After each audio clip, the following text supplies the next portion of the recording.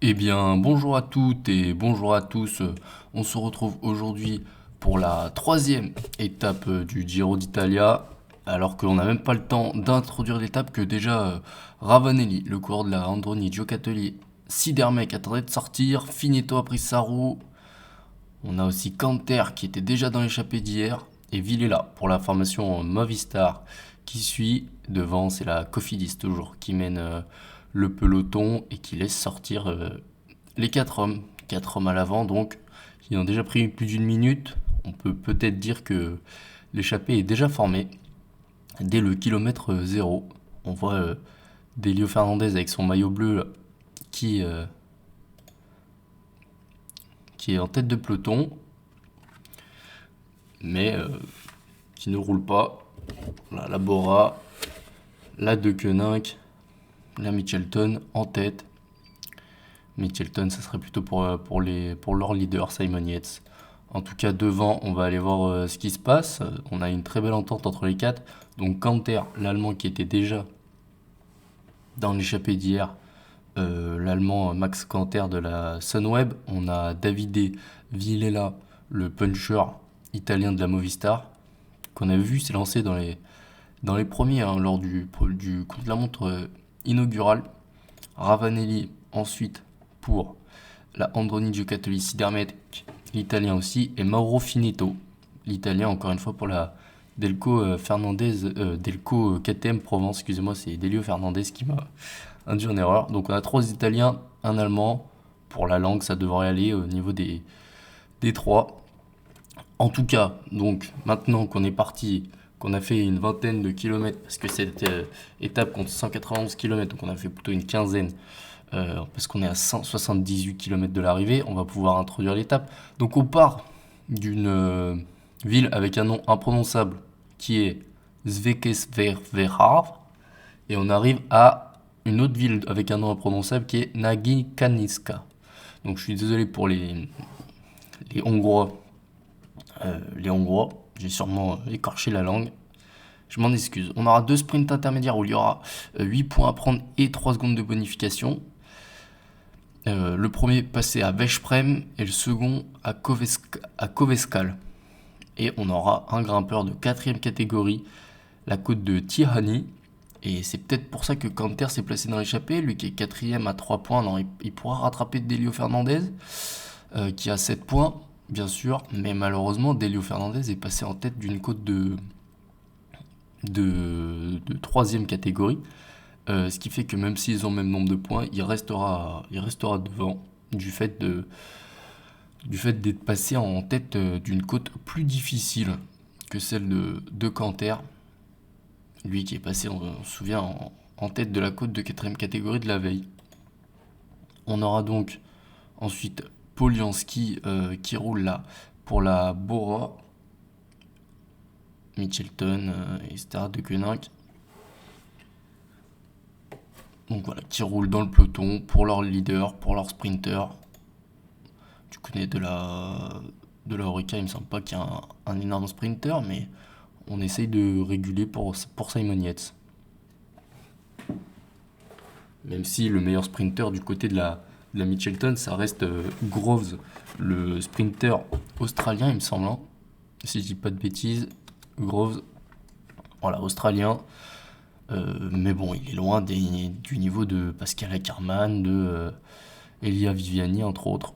Mais on voit plusieurs équipes hein, quand même. La Deceuninck, la Astana, la Bahreïn, la Bora, même la Trek, Ineos. Et on voit Damien Touzé, qu'on a beaucoup vu hier, rouler, qui est là aussi.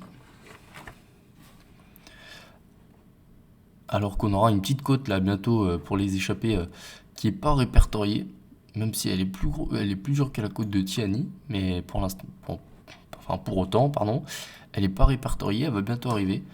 Euh, donc à voir. À l'avant, on va regarder un peu les classements généraux de 51 pour Finetto, 2,46 pour Ravanelli, Canter à 56 secondes et Villila à 3,02, donc personne, malgré les sprints intermédiaires, n'est dangereux. On aura donc 6 secondes en tout à récupérer. Canter est le plus proche, il est à 56 secondes. Donc il n'ira sûrement pas pas reprendre le maillot rose, à moins que l'échappée aille au bout. Ce dont je doute, mais ils ont quand même un peu de crédit, ces échappés, ils ont 5 minutes maintenant.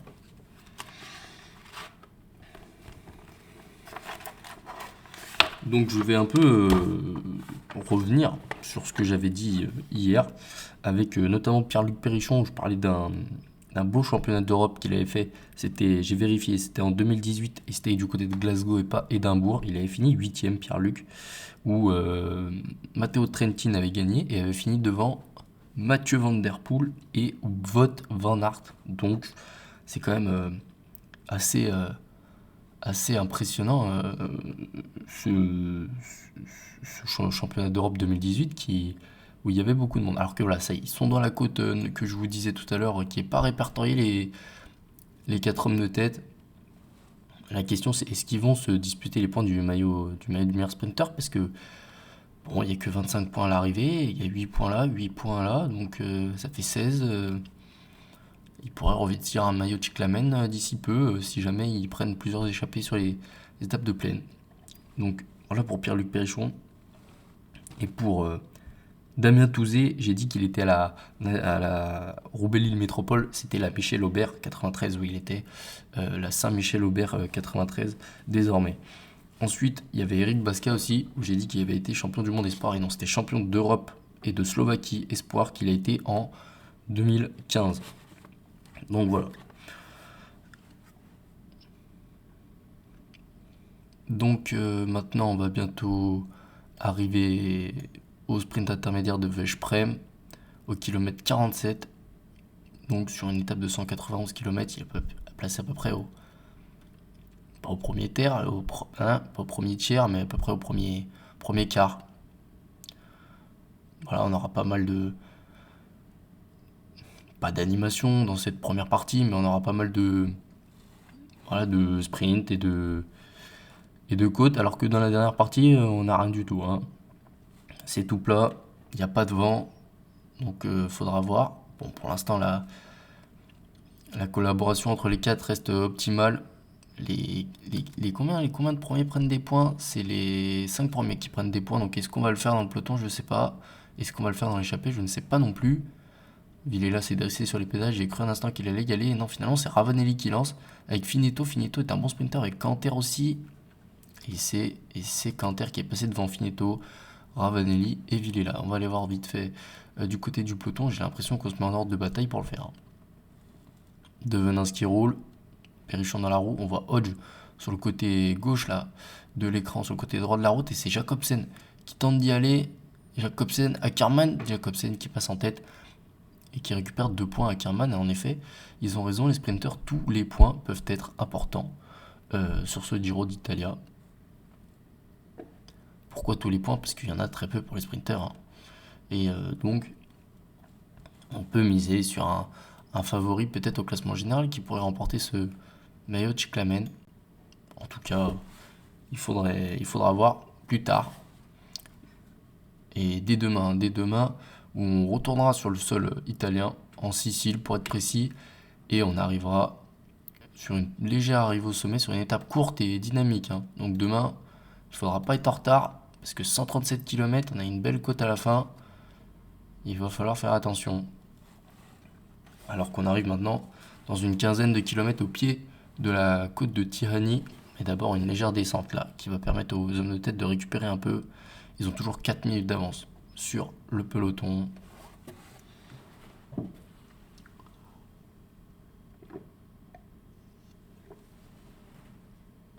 Alors que du côté des échappés, bon, la collaboration est toujours bonne, toujours les mêmes équipes en tête de peloton. On voit la IF qui n'était pas là tout à l'heure. Donc ça va nous permettre de nous pencher sur les différents favoris au général, puisque ça fait on l'a pas rappelé aujourd'hui, mais on a toujours Bauke Mollema qui est très bien placé, qui est à 2 secondes. Qui est très bien placé dans le peloton aussi. On a Simon Yates qui est à 7 secondes, Dani Martinez à 9, Majka à 11, Jakob Fuglsang à 13 et Richard Carapaz à 15. Pour moi, ce sont les 3 gros favoris. On a Romain Bardet, un des outsiders, qui est à 21 secondes, qui n'a pas fait un énorme chrono, Romain.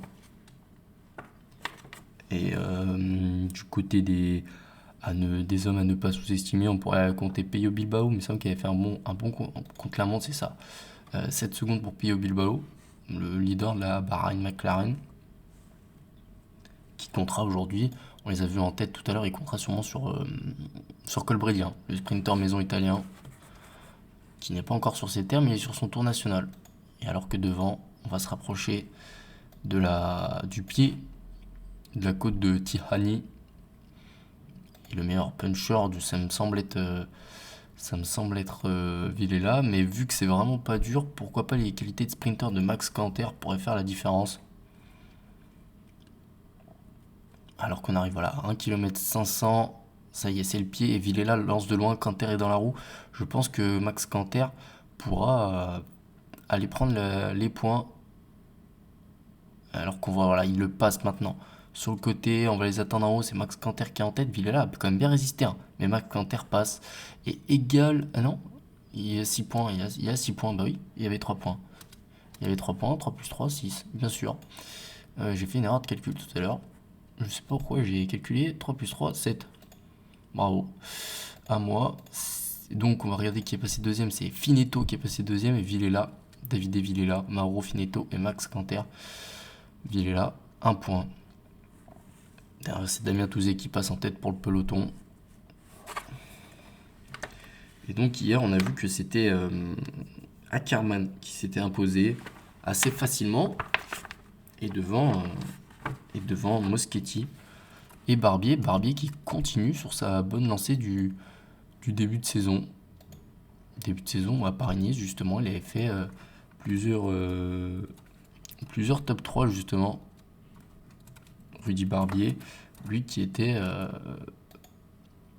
il me semble, pensionnaire de AG2R, oui c'est ça, AG2R en 2018 et 2017, et avant ça il était à la Roubaix-Lille Métropole, et si je me trompe pas, c'était bien lui, pas son frère Pierre, ou qui était vraiment intéressant à suivre du côté du Critérium International course qui a disparu, remporté il me semble la dernière année par Thibaut Pinot.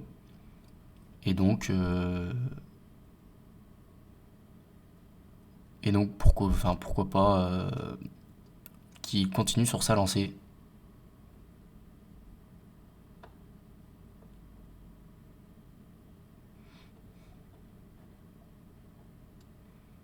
Et du côté de Paris, je suis en train de vous dire des bêtises, il avait fait 6ème. À l'arrivée à La Châtre, il n'avait pas fait de podium, il avait fait un podium par contre sur le Tour UAE. Voilà, j'ai confondu. Et il avait gagné une étape sur le Tour de San Juan en début de saison. Rudy Barbier, le sprinter français de la Israel Startup Nation.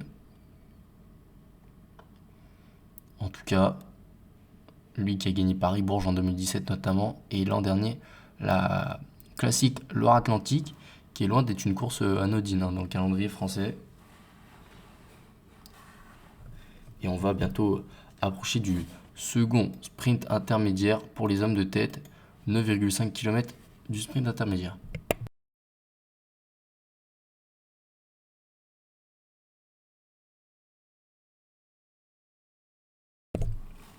Et alors que l'écart se réduit sensiblement.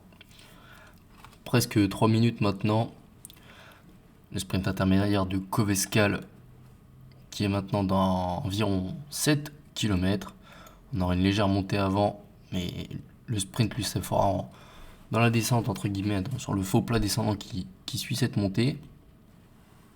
Et après on sera à peu près à la mi-course, kilomètre 97 sur 180, sur 191. On aura passé la mi-course. En tout cas, il ne restera plus que l'arrivée ensuite à vivre. Pourquoi pas l'échappée qui va au bout, mais j'ai du mal à y croire, comme je vous ai déjà dit hier, et comme je vous l'ai déjà un peu introduit aujourd'hui. En tout cas, du côté de l'Italie, ensuite on se retrouvera dans des étapes un peu plus accidentées que celles qu'on a aujourd'hui du côté de la Hongrie, alors que Ravanelli est en tête, 1,5 km du sprint intermédiaire. Il passe le panneau arrivé 1 km et c'est Max Canter, je pense, qui passera en tête. Oui, il le fait en plus, Max Canter. Au moment où Ravanelli lui laisse le. C'est pas. Il passe devant Finito, Ravanelli et Villela, mais bon, ce qu'il a fait Max Canter, c'était pas très réglo, hein. Au moment où Ravanelli lui laisse le relais, il en place une. Enfin bon, c'est fait. Ravanelli n'a pas l'air d'avoir eu de remords du côté de pour Max Canter. Donc tout va bien. L'entente est toujours au beau fixe. Et les Italiens, ils sont 3 devant sur 4 et ils seront passés jamais en tête des sprints intermédiaires ou de la côte. Ça a toujours été l'Allemand Max Canter qui l'a fait. En tout cas en queue de peloton. Alors voilà, la Polizia, qui encadre la course. Et on voit surtout des Sunweb en queue de peloton, des Androni Giocattoli Sidermec, des Movistar aussi avec Arca, Jorge Arcas, l'espagnol de la Movistar, lui qui était dans l'échappée d'hier. Il récupère alors que son ancien compatriote d'échappée, Max Canter, lui, est ressorti.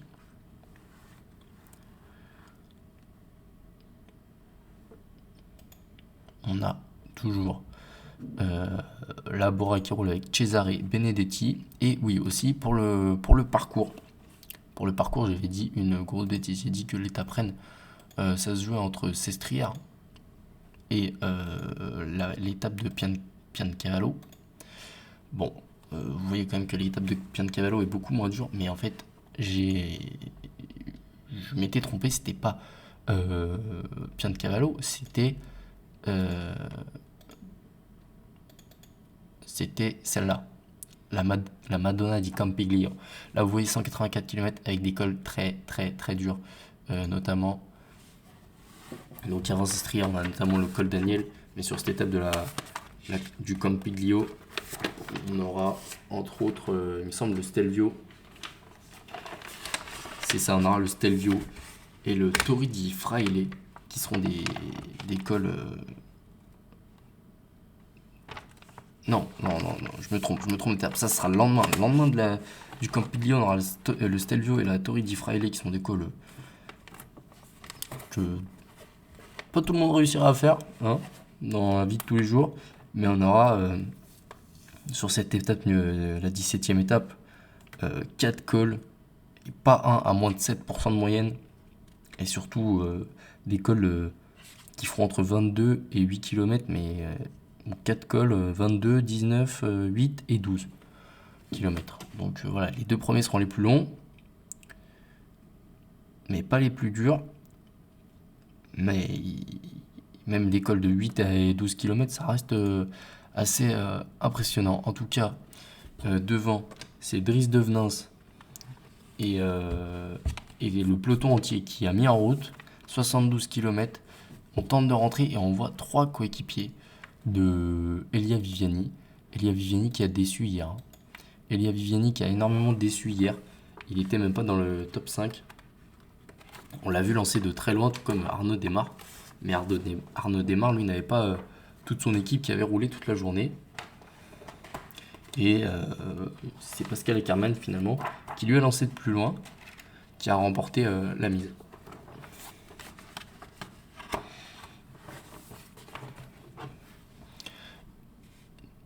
Bon, et pour revenir sur l'événement d'hier, c'était la cassure, hein, prise notamment par Giulio Ciccone.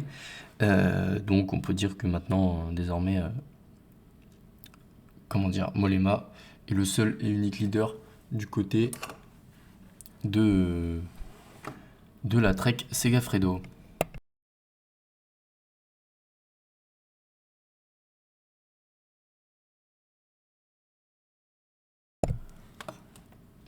On arrive à 60 km du but et on peut se demander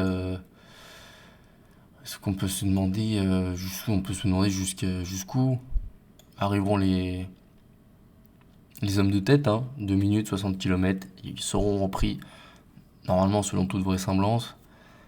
Après, on sait que le peloton aime revenir au dernier moment sur les échappées. Donc jusqu'où et eux-mêmes vont-ils réussir à tenir?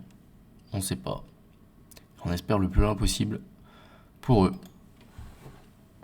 Alors que par exemple Elia Viviani lui espère le moins loin possible. Mais aujourd'hui, Elia Viviani pourra refaire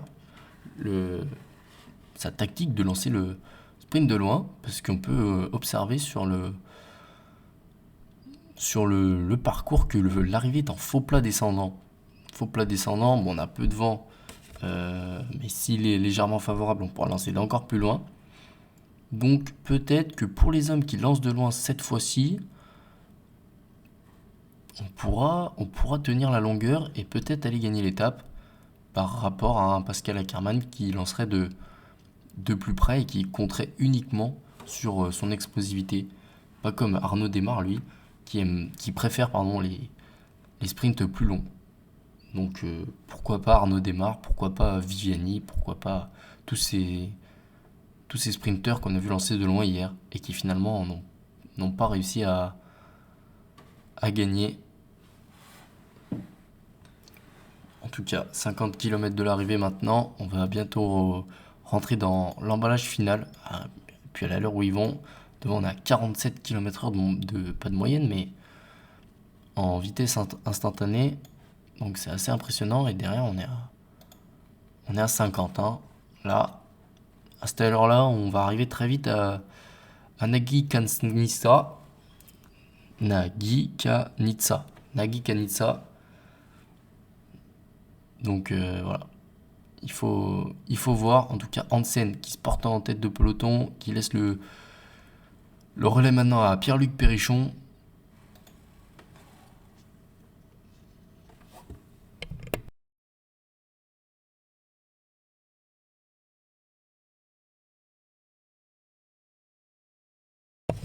Et les échappés qui comptent moins de 2 minutes d'avance maintenant sur le peloton.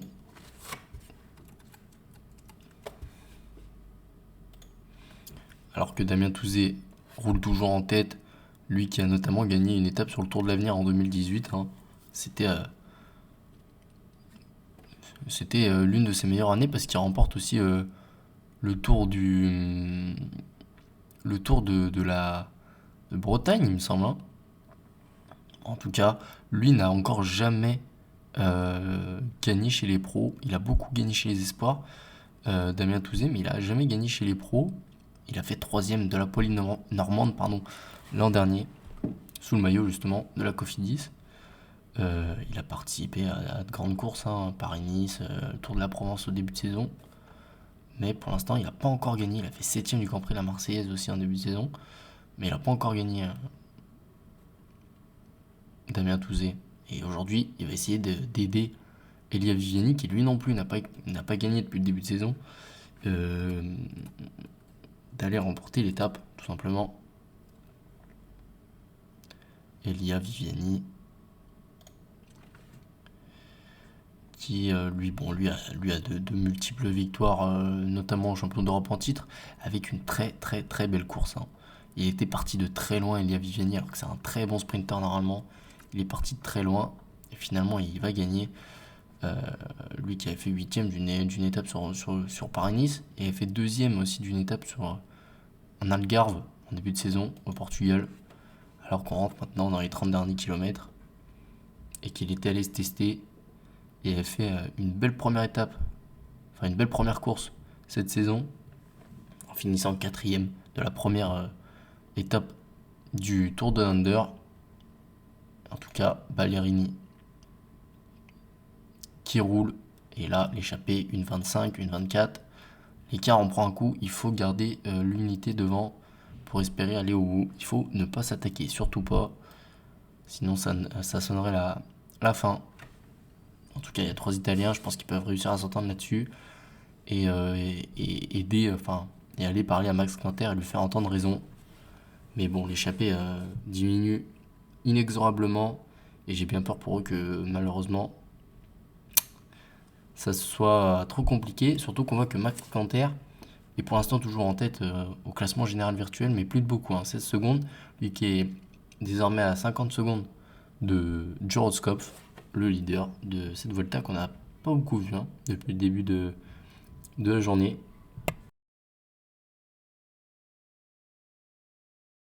Et alors que David Villela, voilà, ne maintient pas l'unité et sort tout seul.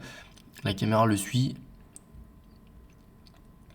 On va essayer, voilà, on a une meilleure vue d'hélicoptère, c'est Mauro Finetto qui fait le jump. Canter ramène Ravanelli.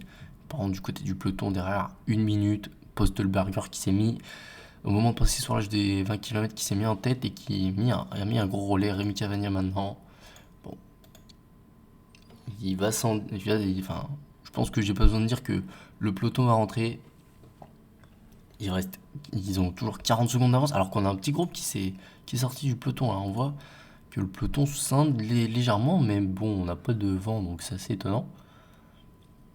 Mais Cavagna, il met tellement un gros relais que il fait péter tout le monde dans la roue. En tout cas, on voit Remco Evenepoel au premier loge du peloton, lui, le maillot blanc, qui va aller rouler. Alors, son maillot blanc change pas trop de son maillot de Koenig, hein, mais il roule, Remco, et il sacrifie un peu ses chances au classement général. Enfin, il sacrifie pas toutes ses chances, mais bon, un grand tour c'est long, un grand tour c'est dur, et il faut garder le maximum de force. Alors que devant, on a encore une attaque. Hein. C'est Max Canter une nouvelle fois qui a attaqué, et il y en a un qui a été décramponné. C'est David Villela. David Villela qui a été le premier à mettre le feu aux poudres sur ces 10 derniers kilomètres, 15 derniers kilomètres. Et finalement, c'est le premier à être repris. Et le dernier à être repris, ça sera Mauro Finetto. Mauro Finetto, Cesare Benedetti qui est lancé à sa poursuite. Mauro Finetto qui passe en tête sous l'orge des 10 km. Mais il reste malheureusement que 12 secondes d'avance. Donc ça sera pas suffisant. Avec un peloton lancé à ses trousses. Malheureusement pour lui, ça n'aura pas suffi. Comme on s'y attendait et comme on s'y attend sur toutes ces étapes de sprint.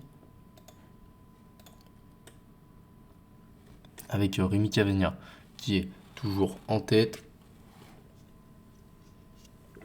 Alors qu'on a quelques petits problèmes avec les images moto. À 5 km, là, Nathanael Beran qui glisse en tête. On voit Jens Keuckler sur le côté qui protège Dani Martinez sûrement. Et alors qu'on là, on est au sein du peloton. Hein. Au sein du peloton, c'est toujours Rémi Cavagna qui roule en tête.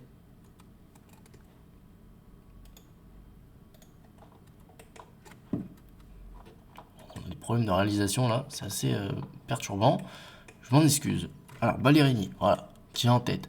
Il laisse la place à Lucas Postelberger et à Karman. Et bien dans la roue, il sait que c'est un faux plat descendant l'allemand. Alors que c'est Consoni qui lance très bien Viviani sur le côté. Oh, j'ai lancé de loin pour Jacobsen. Viviani, Jacobsen, ça va se jouer entre les deux. Il y a Karman sur la gauche de la route qui remonte à Karman qui va gagner. On a eu un petit lag.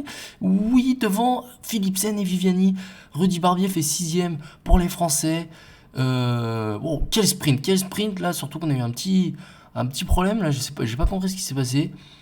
Et alors qu'il y a un écart avec le peloton, peut-être qu'il sera compté, je sais pas, mais en tout cas, quelle victoire de Pascal Ackermann, une nouvelle fois l'Allemand qui s'impose sur les routes italiennes devant Jasper Philipsen.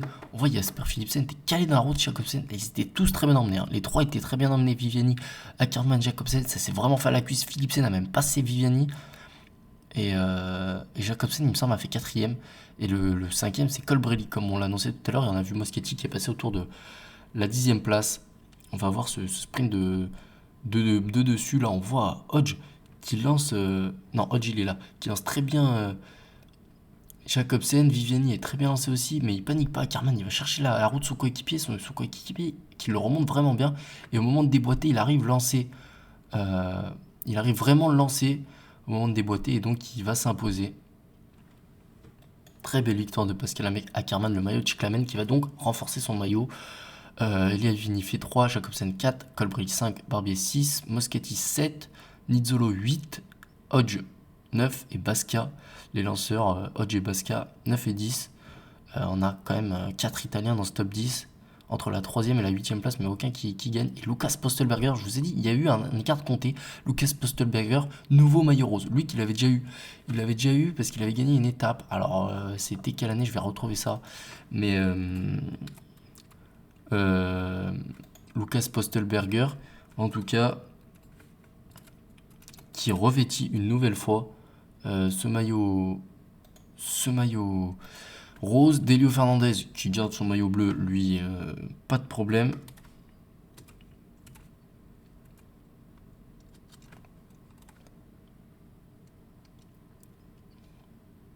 Du côté du maillot de Chiclamen, c'est toujours pour Pascal Ackermann qui a 16 points désormais d'avance sur Philipsen et Moschetti qui est relégué à 21 points. C'était sur le Giro 2017. Voilà, pour Postelberger, c'était ce que j'étais en train de chercher en même temps. Bon, je vous laisse profiter des podiums. Hein. Et Jasper Philipsen qui va du coup revêtir le maillot blanc devant Remco Evenepoel. Donc il y a une vraie cassure. Hein. Il y a une vraie cassure et il me semble qu'il y avait 45 secondes à peu près. Donc ça va être intéressant de voir. Bon, je pense pas qu'il y ait de favori. Mais ça va être intéressant. Et en tout cas, les sprinters s'emparent du pouvoir juste avant les étapes plus compliquées pour eux. La De Koninck est la meilleure équipe devant la Bora et la Cofidis. C'est tous ceux qui avaient des coéquipiers à l'avant qui sont là. On a vu Hodge, on a vu Basca, on a vu Consoni pour la Cofidis. Donc c'est logique. Et donc voilà, on va rentrer maintenant sur le sol italien, ça y est, on va en avoir fini des longues étapes un peu soporifiques, il faut le dire. Et donc du coup, l'écart compté entre Pascal Ackermann jusqu'à David De Ballerini, donc les 15 premiers de l'étape, du 16e jusqu'à la fin, jusqu'au 176e, est de 39 secondes, donc on a eu un vrai écart qui a permis à Lucas Postelberger donc de revêtir ce maillot rose 10 secondes devant Jasper Philipsen qui est deuxième et qui a désormais le maillot blanc. Donc voilà, donc on va se retrouver demain pour une étape entre Monreale et Agrigento, 137 km vallonné. Ne soyez pas en retard, ne soyez pas absent, à demain.